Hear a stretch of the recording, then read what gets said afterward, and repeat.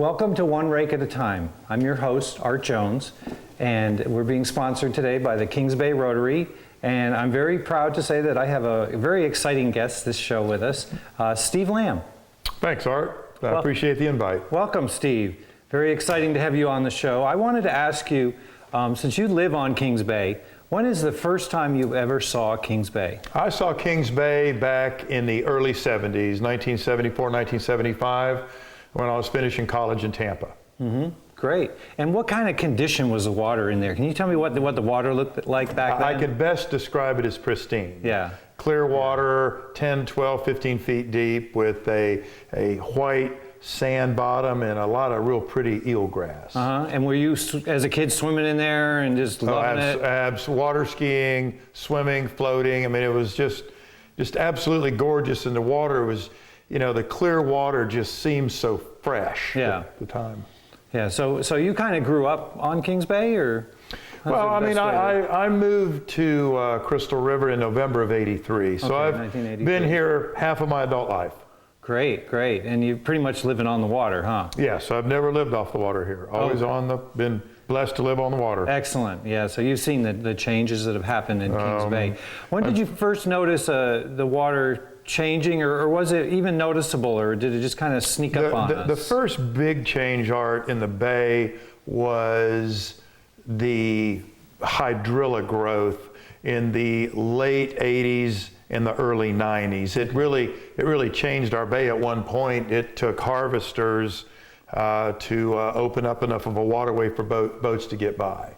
Okay. And then the second big change came with the No-Name storm in March of 1993, when the intrusion of salt water into the bay killed all the hydrilla, and there was a lot of it, so it went to the bottom. Now, when they had the hydrilla here and they were doing the harvesting of it, did they also spray sometimes? Yes. They actually, when the problem started to really get out of control, they sprayed, and I don't know the length of time, but they sprayed for quite a while, and then finally they had to bring the harvesters in. Oh, so they were doing spraying before they brought in the harvesters? Yes, yes, they were. So the spraying wasn't enough to kill off the... Well, I think it was that somebody finally realized we can't put this amount of pesticides into this body of water. And that was probably smart. And then they backed off and said, well, we'll run the harvesters. And it's hard to say where Kings Bay would be right now if it hadn't been for the '93 storm. I mean, we have other issues with fertilizers and nutrients from septics, but I think the '93 storm was what I referred to as turned our bay upside down. Yeah, and that's when so that was the big defining moment, when it was just all downhill after that. Yes. And until then it was sort of incremental. Yeah. Do you remember what the fishing was like when all the hydrilla was in the bay? Well, I will tell you that I'm not much of an avid fisherman, but I have a lot of friends that are. And as far as the bay is concerned, I don't think the fishing has changed that much over the years. There's very few bass in the bay anymore, I will tell you that. However, the bay's full of snook, because snook tend to gravitate towards, I don't know, dirtier water. I'm not sure that's the right way to put it, but there's a tremendous amount of snook just even around my dock, where, back in the late 80s, it was full of bass. So that has changed. Yeah, I've talked to many people who said that at least when the hydrilla was here, there were a lot more fish, and the mullets were more plentiful and things like that, which makes sense to me, because hydrilla, as we look back on it over time, hydrilla was one of those plants that actually created fish habitat, and it was part of manatee habitat. It was my understanding that hydrilla really oxygenated the water, so the fish really thrived. Right. So when that got knocked completely out, the Lyngbya sort of jumped into the void. Yeah, I'm not real clear on how that exactly happened, how the Lyngbya got going, but boy, it sure did. Yeah. Yeah, it sure did. We're still fighting that stuff now. Yeah, the studies that I've read on Kings Bay pretty much conclusively have linked the explosion of Lyngbya to the amount of nutrients that are in the water. And one of the huge sources of nutrients in the water is all of the muck that's on the bottom of the bay. Yes. So it's the old hydrilla that was killed in the No-Name storm. It's the hydrilla that was killed by pesticides. It's the hyacinths that were sunk to the bottom. So it's everything that's sunk to the bottom of the bay over the years has created these big benthic mats of what are now Lyngbya algae mats, because the Lyngbya just has consumed all those nutrients and created all of that. In fact, what the study I was reading last month about what's called internal eutrophication, and that's a big word for our audience, isn't it? Yes. Internal eutrophication. And what that actually means is that the mats on the bottom of the bay are sort of composting. So think about when you pile up a bunch of manure next to your garden and you see steam coming off of it. Well, the same thing sort of happens in the bay as those big mats of manure, let's call it, in a nice word, start composting at the bottom of the bay. That's in an oxygen deprived environment. And so you get methane gas in there. We found that out. Yeah. We opened up a methane gas pocket under a benthic mat the first day we were testing the harvesters. And the first thing I thought of, Art was right. I mean, how can anything grow down there? It can't, right? That's right, because now even if you had some hydrilla trying to grow, or your southern naiad, or your native coontails, as that goes down into those mats, the roots hit that methane and it just dissolves the roots, it kills them. Yeah. That's why you see, there are some little plants trying to grow around Kings Bay, but you'll see that they're minuscule little plants and they're diminutive in stature because they can't really get into that rich sandy bottom that they used to get to, and which the eelgrass used to grow in too. Do you remember ever seeing eelgrass in the bay, Steve? That's what I do remember. Yeah. Because with especially the quick tides that we've had in Kings Bay during the moon period, the eelgrass would just lay over, sort of like a field of wheat does when the wind's blowing, and it would just wave with the movement of it was just absolutely gorgeous. Yeah. And that's pretty amazing, and that's what we'd like to see coming back is the eelgrass. And I was lucky enough last year to spend a couple of hours on the Rainbow River, and it hurt my heart. Yeah, I remember how Kings Bay once looked. Yeah, it used to look a lot more like the Rainbow River. In fact, we're going to talk about the Rainbow River a little bit more in our next section. So stay tuned, because there was a big article in the paper just today about the Rainbow River. So we'll be discussing that after the break. So stay with us.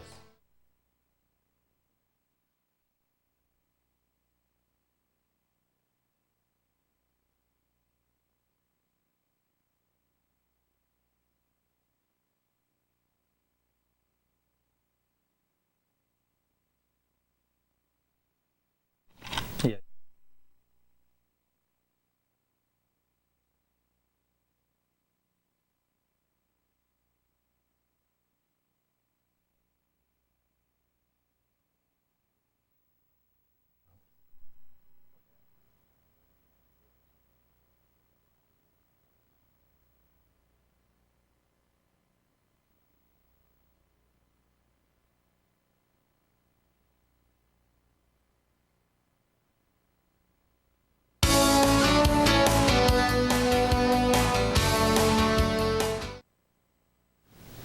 Welcome back to One Rake at a Time. Today we're here with my guest Steve Lamb, and we were just talking about the Rainbow River. And the reason that kind of came up is we were talking about the eelgrass that used to be on the bottom of Kings Bay, and we're talking about the Rainbow River where there still is eelgrass beds, and you can go up there and watch it, just sort of up and down the river. And there was an article in the Chronicle this morning about the Rainbow River, how they're going to be treating it for hydrilla, and they're having a problem with Lyngbya in there too. And so apparently they're going to be spraying the hydrilla, and they're going to be hopefully raking out the Lyngbya. They didn't say how they were going to address the Lyngbya. I've gotten calls from the people up at the Rainbow River, and they're like, Art, bring your one rake at a time up here. We need you up here in the Rainbow River. Well, the one thing about the Rainbow River that is different from Crystal River is the amount of flow that spring has been able to hold. Yeah. I mean, it flows so hard. I don't think the pesticides could be quite as damaging up there is they were in some of the tributaries of Kings Bay where it was never able to flush out, if that's the right way to put it. Well, right, yeah, it does flush very quickly up there, and that's Yes. probably another reason that some of the herbicides are not as effective on the hydrilla. But I hope that they do get us up there. I wish I was 3 people. At least, and you wish wanted you me were down, too, Art. wanted me down in Homosassa River, one up in the Rainbow River, and keep going. Because the Crystal River used to have the same type of flow that the Rainbow River did. Yes. With those flowing mats of eelgrass out there. I think that part of the reason the Crystal River has slowed down is we've widened the canals. You know, we've widened the bay. The bay probably was originally maybe 300 acres. Now we're up to 600 acres, so it's a much larger area and it slows down. But I'll tell you, there is hope for the eelgrass though, Steve. When we were raking out at Stony Point, we discovered eelgrass roots on the sand bottom. And they were under about 6 inches to 1 foot of Lingbia muck. And we raked them all off of there, and lo and behold, if we didn't get little sprouts of eelgrass coming up. So there is hope, and I'm always very hopeful. It's, you know, it's one little section at a time, but hopefully we'll get that in. But our method with one rake at a time is we're planning on introducing southern naiad and more coontail as an intermediate step to the eelgrass. Because one of the things that's very important is we have to outcompete the Lingbia. There's so many nutrients in the water that the Lingbia hoards nutrients. So the dirtier the water, the more Lingbia grows, right. So if we can get other plants to start using some of those nutrients, then the Lingbia is going to start starving. So let me ask you another question, Steve. How bad did you think things got in Kings Bay? Where do you think we are at today, especially right before we started the one rake at a time program? Well, were you still out on the bay? Were you able to swim in it? Or? I have not swam in Kings Bay in probably 3 years. The water, especially in front of my home, you can't see more than 1 foot down in the water. It's just that bad. And this summer something happened, and you eventually explained to me what it was, this some kind of algae bloom, where I was standing on the back of my boat on a hot August day, and I looked in the water, and it was almost surreal, this bright green kind of bloom, looked like smoke from a fire, the way it was put together, coming up to the top, and I thought, what in the world now? And I guess just for my, simple mind on all this biology stuff, I thought, boy, our bay is really, really messed up. Yeah. Just the nutrients and just alone. I mean, what have we created? What have we done to our bay? Right, and it's kind of. I try to take a positive look at it. I don't think people realized how bad it was getting. It was kind of incremental getting it. It was just getting a little bit dirtier every day, and until the amount of nutrients that were locked in the bottom of the bay were just incredible. And now that's why you get those phytoplankton blooms that you saw, the diatoms and the phytoplankton, and then the chaetomorpha, which will just explode with growth, especially during the hot summer when it gets really hot. And the heat tends to get those thermoconductors going and is bringing up the nutrients off the bottom, and the phytoplankton just grabs it, and you get kind of a pea green look at it. And that's one of the reasons we love to do our cleaning in the winter. I mean, we'll clean all summer long, but in the winter, actually, we get kind of a break, because most of your Lingbia and chaetomorpha and your phytoplankton algae are somewhat dormant in the winter, because not only are they nutrient hogs, but they're sunlight hogs. They like those long days where they get lots of UV sunlight.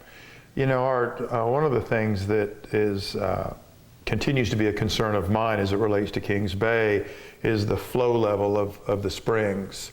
We were talking about the Rainbow River, where I'm sure that spring has dropped off some, but it still puts out a tremendous amount of flow. It does. And our springs, and I know that your group has uncovered a couple of spring vents, we have, and there's probably a lot more to uncover, but if we could just get more of that fresh water flow into the river, would that help get the nutrients pushed out with the tide? Absolutely, absolutely. And can you share with the audience what you know about freshwater springs out in the Gulf of Mexico? Well, about 35 miles off of Crystal River in 30 to 40 feet of water is a freshwater spring vent, and it's 4 to 5 feet in diameter, and there are lots of fish there. Most of the local dive shops know the lat long numbers, easy to find, and you know, for me, when we're talking about these bottled water companies wanting to come in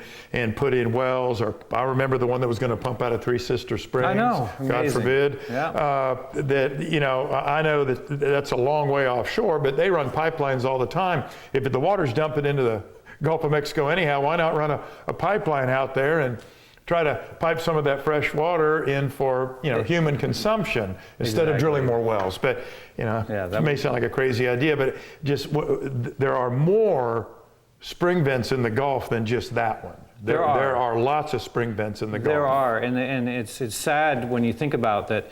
Some of the water that used to come up in Kings Bay is now coming up way out there, because as we plug up our spring vents here, it's got to find somewhere to go. Right. So that's part of why we're restoring it one rake at a time, and now one machine at a time. And you know, I think the whole water table in Florida has been challenged. I mean, we go back to 1975 when I first saw Crystal River, and the flow was X, and there was X amount of population. Right. You know, I'm not against growth. I want lots of growth to come, but I want to see some desal plants. Wouldn't that be nice? That's what I want to see. A big desalinization plant out by and if we got to pay more for our water, so be it. A solar-powered desalination plant. Right.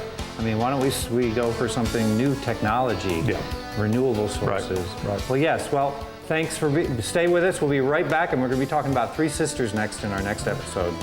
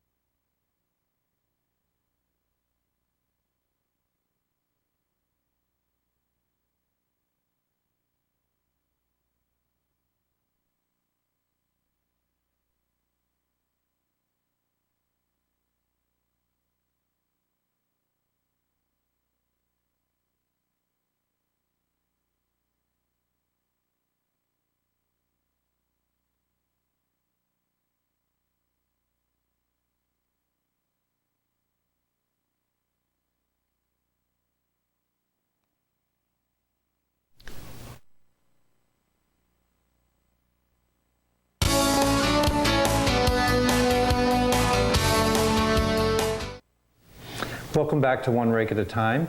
I'm your host, Art Jones, and today I'm here with Steve Lamb as my guest. And we were just talking a little bit about Lyngbya and cleaning up the bay and things like that. And one of the things that also we wanted to talk about is Three Sisters. Because Three Sisters is the springs that we saved. We saved from a huge development going in there. And there's a plan out now. It's called the Three Sisters Springs Development Site. And there's a plan out there now. And if you're more interested in it, you can pick this up at the Crystal River City Hall or at the U.S. Fish and Wildlife Refuge. And Steve, I see there's a Master Plan A and there's a Master Plan B in there. Let's talk about the two plans. All right. I think Master Plan A is about building on site. It is. And Master Plan B is about building a visitor center off-site. Yes. Do you have any preferences in either plan? Well, I feel pretty strongly about this subject, and I don't want anything built on the Three Sisters site. That's. For probably good reasons. I understand the soil there is a little some bit... of them are selfish, but some of them are, you know, I don't think we need to put any pressure on the grounds there with buildings and so forth. That is one of the most beautiful springs in all of the Kings Bay area, if you will. Yeah. I think the off-site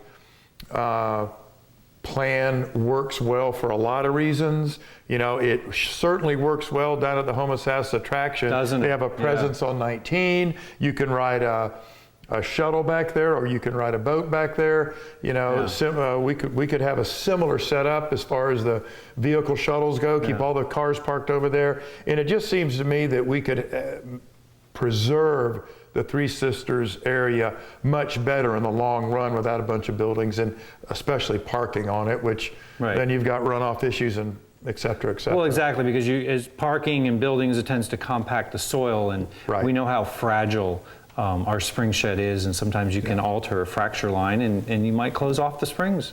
Well, I recently attended a workshop at the City of Crystal River, and I must say that I was very pleased with all of our council members and our mayor and our city manager, because they too feel that Plan B, the off-site project visitor center, makes a lot more sense. Doesn't it? I mean, look at all those shopping centers that are just waiting for... And most of them are half empty anyway. I know, they're just waiting for something to happen there. Right.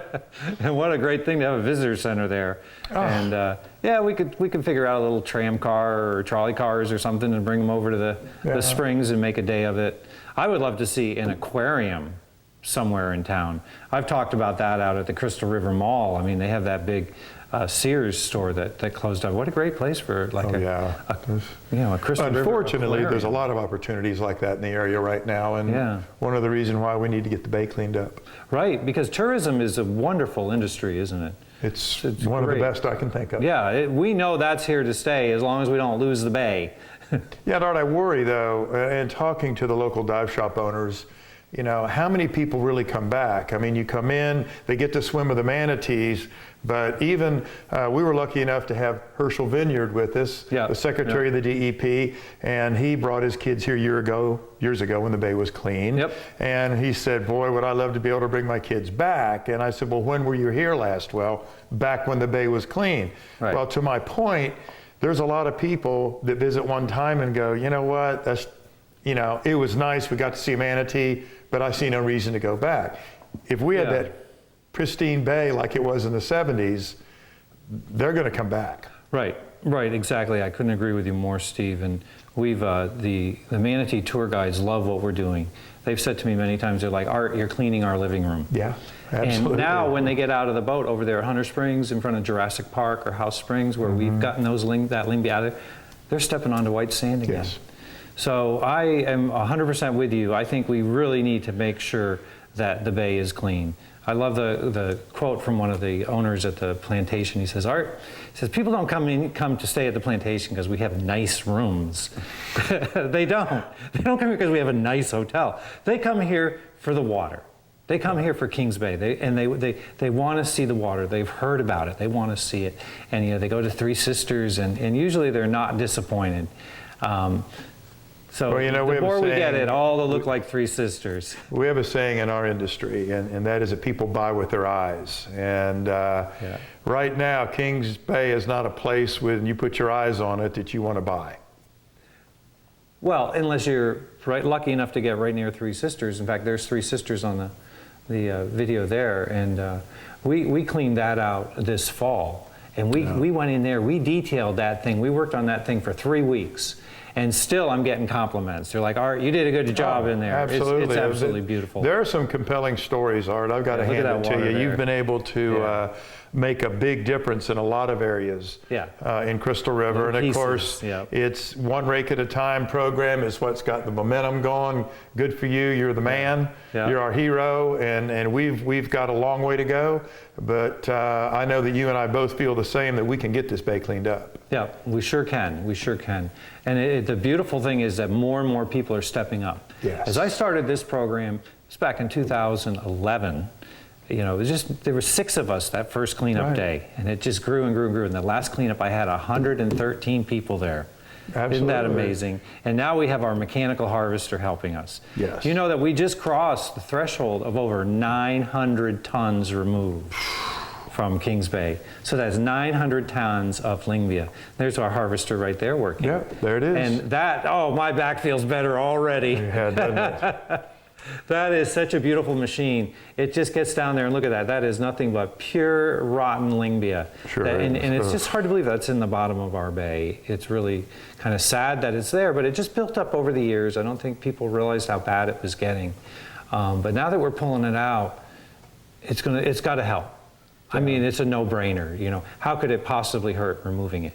And we've seen it helping, because where we cleaned out that little cove behind Hunter Springs last spring, the plants moved in. Yes. Because we got that Lyngbya out of the way. And so we didn't touch them, and we stayed away from there. Of course, the manatees came in and munched them all down this winter, but that's all right. So we're going to go in there, we're doing another quick cleaning. And we need just to get more Lyngbya out, get more sunlight to the bottom. Yes. And yes, and that's exactly what it needs. That sunlight needs to penetrate all the way down, and those roots need to be able to get into that natural sandy bottom. That way they can get in there and they can hold firm and really create a root system again and really get going. It's so exciting. I just feel really so confident that we'll be able to keep this movement going. Yeah.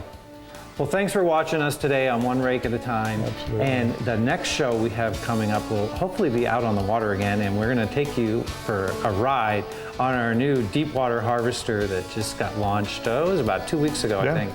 And so that'll be kind of fun. So don't miss our next show coming up in March, right? Yes. Right, this February? No, the next one will show it in April. April. Okay, because you're watching this right now in March. All right, thanks again, and we'll see you next time.